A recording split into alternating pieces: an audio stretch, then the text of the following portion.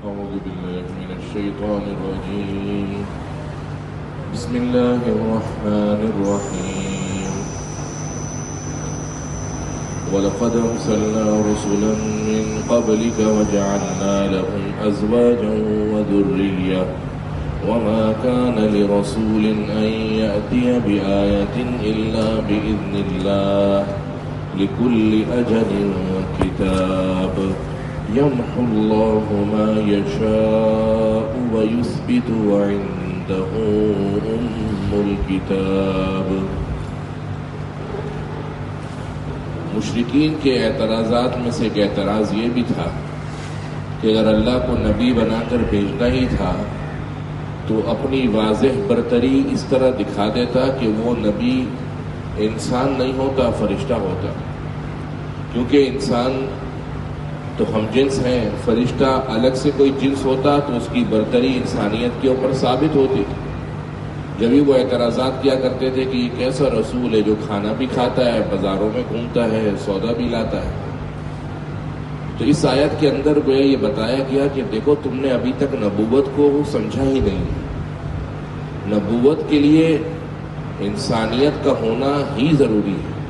کیونکہ اگر فرشتہ ہوتا تو وہ کھاتا نہیں، پیتا نہیں، نکاح نہیں کرتا، گناہ کا تقاضا نہیں ہوتا. فرشتہ ہوتا. جب یہ ساری چیزیں ہوتی ہیں اور اس کے بعد اگر وہ ان تمام معاملات سے سرکردہ اور دور رہتا تو لوگ کہتے بھائی تو فرشتہ ہے نا، ہمارے اپنا بندہ لاؤ نا، اپنا بندہ لے کر آؤ تو ہم دیکھیں گے بھائی کیسا ہے. تو لہٰذا موضوع یہی تھا کہ نبوت کے میدان کے اندر ہم جنس یعنی انسانوں کے درمیان ایک انسان کو ہی چنا جاتا. پھر ان کے اعتراضات میں سے ایک اعتراض یہ تھا کہ اس کی اتنی بیویاں ہیں، نبی کی اتنی بیویاں ہونے کی کیا ضرورت ہے. تو اس آیت میں اعتراض کا جواب یہ دیا گیا کہ دیکھو کسی کا صاحب اہل و عیال ہونا، بچوں والا ہونا، نبی کا شادی کا بیویوں کا زیادہ ہونا یہ کوئی اس بات کی منافی تھوڑی ہے کہ یہ نبی نہیں ہے. کیا تم تو اہل کتاب ہو، یہودی ہو، عیسائی ہو، تمہارے جو انبیاء گزرے تم سے پہلے کیا ان کے بیوی اور بچے نہیں تھے؟ انبیاء تو تقریباً سارے اہل و عیال والے تھے. تو اس آیت کے اندر اللہ جل شانہ فرما رہے ہیں وَلَقَدْ أَرْسَلْنَا، تحقیق ہم نے آپ سے بھیجا، ہم نے بھیجا رُسُلًا مِّن قَبْلِكَ، آپ سے پہلے رسولوں کو، وَجَعَلْنَا لَهُمْ أَزْوَاجًا، اور ہم نے رکھ دی ان کے لیے بیویاں، وَذُرِّيَّةً، اور اولادیں. معلوم ہوا کہ بیوی اور بیوی سے اولاد کا ہونا یہ دراصل اللہ کی بہت بڑی نعمت ہے. اور اللہ کی یہ نعمت ایسی ہے کہ اللہ تعالیٰ اس کو احسان کی جگہ پر بتا رہا ہے اور گنا رہا ہے. ورنہ اللہ کہتا ہے تم سے پہلے بھی رسول کو بھیجے، لیکن جس مقام پر اللہ بتا رہا ہے وہ مقام احسان کا ہے، جہاں پر احسان جتلایا جاتا ہے. تو احسان جتلانے کی جگہ پر ہے کہ ہم نے بیویاں بھی دی اور اولاد بھی دی. وَمَا كَانَ لِرَسُولٍ أَن يَأْتِيَ بِآيَةٍ، اور کسی رسول کی یہ مجال نہیں کہ وہ لے کر آ جائے کسی آیت کو، الا باذن اللہ، مگر اللہ کی اجازت سے. یعنی جب تک اللہ کا حکم نہ ہو قرآن کے اندر، کتاب کے اندر کوئی آیت پیدا کر دے یہ کسی رسول کی مجال نہیں ہے. جیسے آپ نے ابتدا کے اندر سورہ یونس کے اندر پڑھا تھا کہ کافر کیا کہتے تھے، ایتی بقرآن غیر ھذا ابدل، یہ والا قرآن نہیں چلے گا، اس قرآن کے علاوہ کوئی نئی چیز لے کر آؤ. کہتے تھے او بدل، چلو ہم اس قرآن کو مان لیتے ہیں لیکن اس کے اندر جو 2-3 آیتیں ہیں اس کو آپ تھوڑا اوپر نیچے کر دیں. وَمَا كَانَ لِرَسُولٍ أَن يَأْتِيَ بِآيَةٍ، رسول تھوڑی کوئی آیت لے کر آ سکتا ہے. اور بعض مفسرین نے یہاں پر آیت کا ترجمہ معجزے سے کیا کہ جو تم بار بار معجزات مانتے ہو نا، یہ رسول کا کام نہیں ہے کہ وہ معجزے لے کر آئے. معجزے کوئی رسول کے ہاتھ کی بات تھوڑی ہے، یہ تو اللہ کا حکم ہے. وَمَا كَانَ لِرَسُولٍ، اور رسول کی یہ مجال نہیں أَن يَأْتِيَ بِآيَةٍ کہ وہ لے کر آئے کوئی نشانی، إِلَّا بِإِذْنِ اللَّهِ مگر اللہ کی اجازت سے. لِكُلِّ أَجَلٍ کتاب، ہر چیز کی مدت لکھی ہوئی ہے. لِكُلِّ أَجَلٍ ہر چیز کی مقررہ مدت. کتاب لکھی ہوئی ہے، یعنی کس وقت کیا کرنا ہے، کس کی نبی کے ہاں اولاد ہونی ہے نہیں ہونی، کوئی بھی معاملہ ہے یہ سب چیزیں اور ان کی کب مدت اور تعیین کتاب بمعنی لکھی ہوئی ہے. یمحو اللہ ما یشاء، اللہ جو چاہتا ہے مٹا دیتا ہے. وَيُثْبِتُ اور جو چاہتا ہے رہنے دیتا ہے، وَعِندَهُ أُمُّ الْكِتَابِ اور اس کے پاس اصل کتاب ہے، یعنی اصل کتاب کا مطلب لوح محفوظ، کہ لوح محفوظ اصل تو اللہ ہی کے پاس ہے۔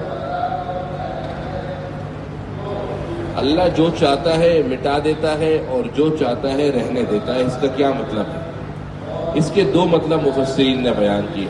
نمبر ایک مطلب ہے کہ جس کا تعلق شریعت کی ایک اصطلاح سے ہے، اس شریعت کی اصطلاح کو عربی زبان میں اور اصطلاح شریعت میں کہتے ہیں نسخ۔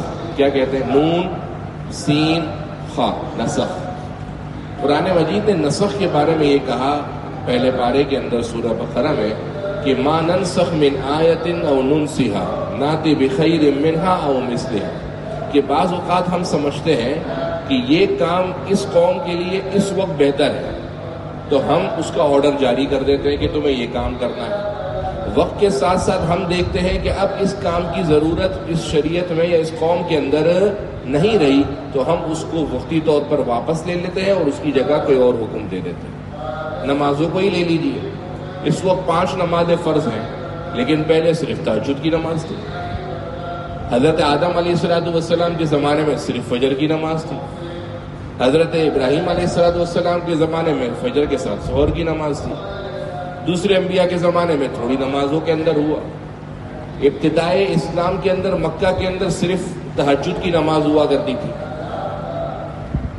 اور اس کے بعد تہجد کی نماز جب منسوخ ہوئی تو اللہ نے اس کے بجائے 5 نمازوں کا حکم جاری کیا اور تہجد کی نماز کی فرضیت کو حضور صلی اللہ علیہ وسلم پر باقی رکھا۔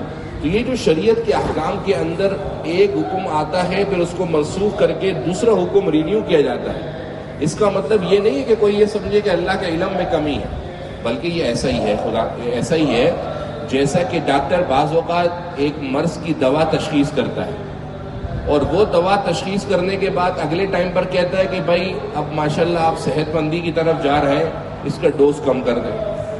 یا بعض اوقات لگتا ہے کہ نہیں بھائی پیناڈول پیراسیٹامول سے تو صحیح نہیں ہو رہا، اب آپ کو اینٹی بایوٹک لینی پڑے گی۔ تو مرض کی جو دوا اس کی تشخیص میں جو اونچ نیچ ہو رہی ہے ڈاکٹر کے علم کے بڑھنے یا کم ہونے پر دلالت نہیں ہے، بلکہ یہ حالات کا تقاضا ہے۔ تو جو اس آیت میں اللہ فرمانا چاہ رہے ہیں کہ اللہ جو چاہتا ہے اسے مٹا دیتا ہے، اور جہاں پر اس کی حکمت میں ہوتا ہے کہ اسے باقی رکھنا ہے تو وہی اس میں اللہ اسے باقی رکھتا ہے۔ لیکن وَعِندَهُ أُمُّ الْكِتَابِ، جو لوح محفوظ ہے یعنی جو تقدیر مبرم ہے، اس میں تو لکھا ہوا ہے کہ اصل میں نتیجتاً کیا حکم باقی رہنا ہے وہ وہاں پر لکھا ہوا ہے۔ یہ مطلب ہے اس آیت کا کہ اللہ جو چاہتا ہے مٹا دیتا ہے اور جو چاہتا ہے باقی رہنے دیتا ہے۔ بعض مفسرین نے اس کا مطلب یہ بیان کیا ہے، اور اس مطلب کا بیان سے پہلے یہ بات سمجھیں کہ تقدیر کی 2 قسمیں ہیں۔ تقدیر کی 2 قسمیں، ایک ہے تقدیر مبرم اور ایک ہے تقدیر معلق۔ نمبر 1 تقدیر مبرم اور نمبر 2 تقدیر معلق۔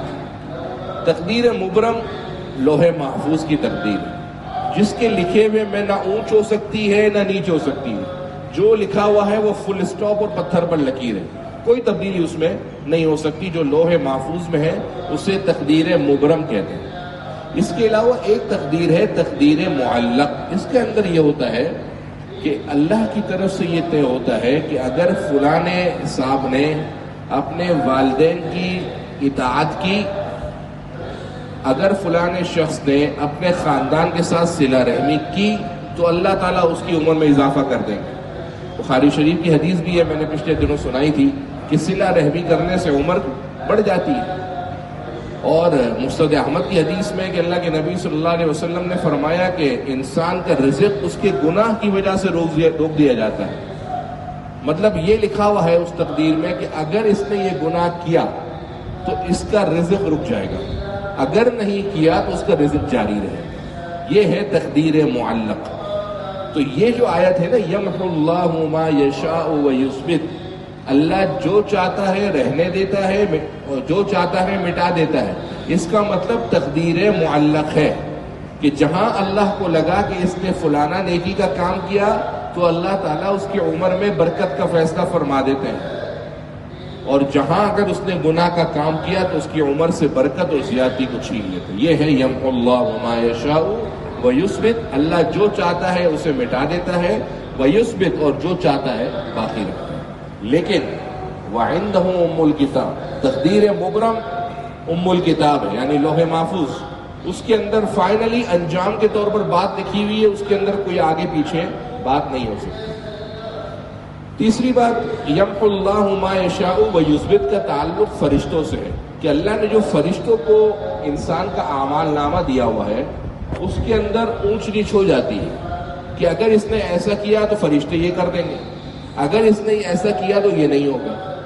ایک شخص ہے، اس کے بارے میں لکھا ہے کہ اگر بھائی اس نے 7ویں منزل سے چھلانگ لگائی تو مر جائے گا، نہیں لگائی تو نہیں مرے گا.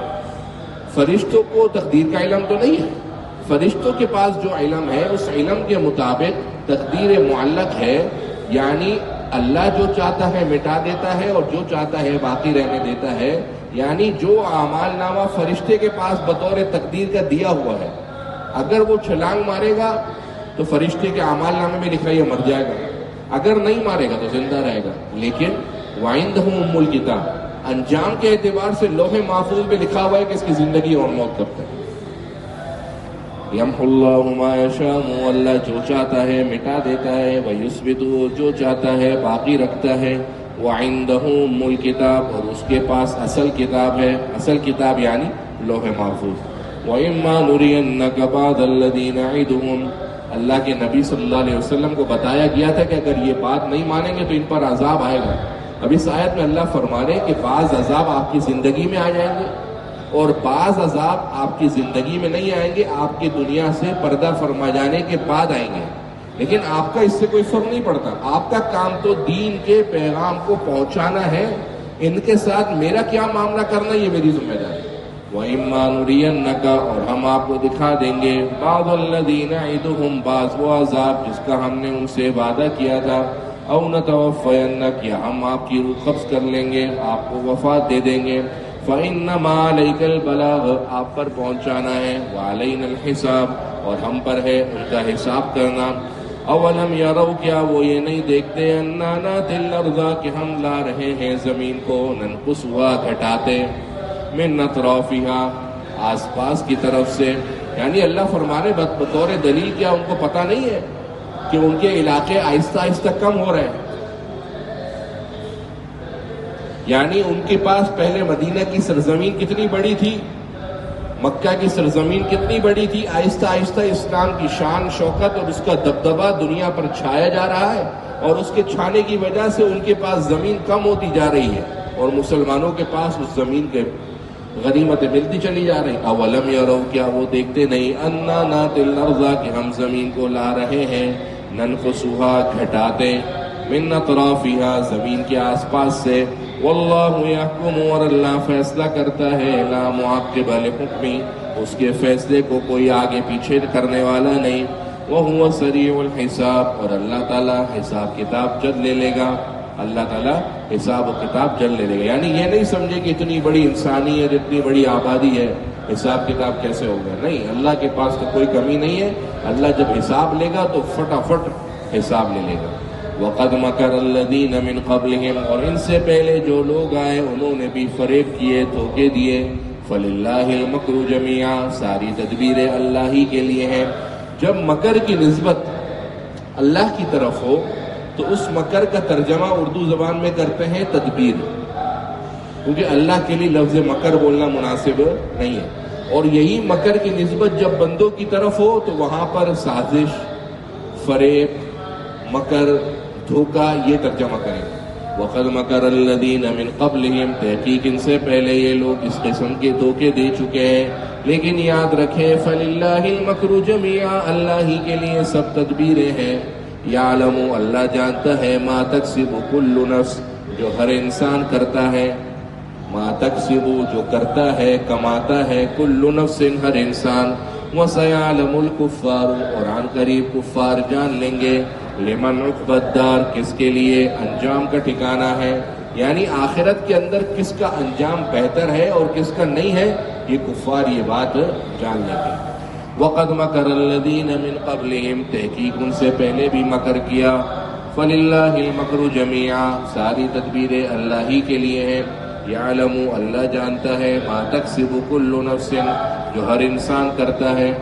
وَسَيَعْلَمُ الْكُفَّارُ لِمَنْ عُقْبَى الدَّارِ، اور عنقریب کافر جان لیں گے کس کے لیے آخرت کا انجام ہے، آخرت کا گھر ہے.